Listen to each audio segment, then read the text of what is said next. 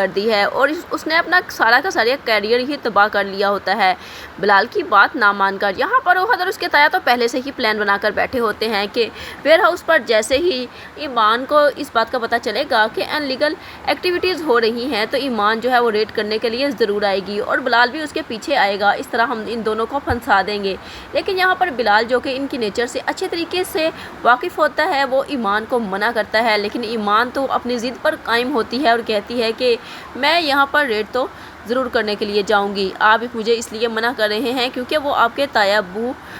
کا where house ہے۔ لیکن یہاں پر جو بلال ہے اس کو سمجھانے کی کوشش کرتا ہے کہ میری جان کو بھی خطرہ ہو سکتا ہے اگر میں تمہارے پیچھے جاؤں گا۔ تو یہاں پر ایمان اس کو کہتی ہے کہ تمہاری جان کو اگر خطرہ ہے تو تم نہ جانا، میں اکیلے ہی جاؤں گی، لیکن میں یہاں پر ریڈ کرنے کے لیے ضرور جاؤں گی۔ یہاں پر خود اور اس کے تایا تو پہلے سے ہی پلان بنا کر بیٹھے ہوتے ہیں اور اس طرح سے جو ایمان ہوتی ہے ان کے جال میں بہت بری طرح سے پھنس جاتی ہے اور اب یہ لوگ ایمان کو کرپشن کے الزام میں بہت بری طرح سے پھنسا دیں گے۔ یہاں پر بلال کو اوپر سے آرڈر آ جائیں گے کہ ایمان کو جلد از جلد گرفتار کیا جائے اور اس کے گھر کی تلاشی لی جائے اور بلال جو ہے وہ ایسا ہی کرے گا۔ یہاں پر ایمان اس کو منع کرتی ہے اور اس کو کہتی ہے کہ آپ میرے گھر کی اس طرح سے تلاشی نہیں لے سکتے۔ تو یہاں پر بلال کہتا ہے کہ آپ کو کوآپریٹ کرنا ہوگا ہمارے ساتھ، کیونکہ یہاں پر ایمان نے بلال کی بات نہیں مانی ہوتی اور ایمان کو اب بلال پر پھر بھی غصہ آ رہا ہوتا ہے کہ بلال ایسا کیوں کر رہا ہے۔ بلال کہتا ہے کہ میں تو اپنی ڈیوٹی نبھا رہا ہوں ایمان، اگر تم مجھ سے تعاون کرو گی تو میں تمہاری ہیلپ ضرور کروں گا۔ اور یہاں پر میڈیا والے بھی پہنچ جاتے ہیں، ایمان کی یوں بہت زیادہ بدنامی ہوگی، لیکن یہاں پر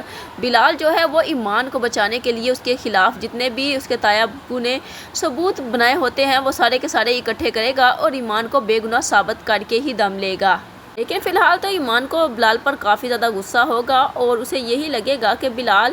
جان بوجھ کر اسے گرفتار کر رہا ہے۔ وہ اس کو تو بلال کو تو یہ بات پتہ ہوتی ہے کہ ایمان نے ایسا کچھ نہیں کیا، اسے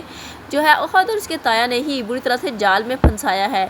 اور اب اس چیز کا تیمور جو ہے وہ فائدہ اٹھائے گا اور ایمان کے پاس آئے گا اور ایمان سے کہے گا کہ اگر تم چاہو تو تم میری ابھی بھی بات مان کر میں تمہارا سب کچھ جو ہے وہ تمہیں واپس دلا سکتا ہوں، یعنی کہ تمہاری شہرت اور تمہاری جو جاب ہے وہ واپس آ سکتی ہے کیونکہ میں تمہارا ساتھ دوں گا۔ لیکن ایمان یہاں پر تیمور کو انکار کر دے گی اور کہے گی کہ میں تمہاری بات کبھی بھی نہیں مانوں گی، مجھے جیل میں رہنا منظور ہے۔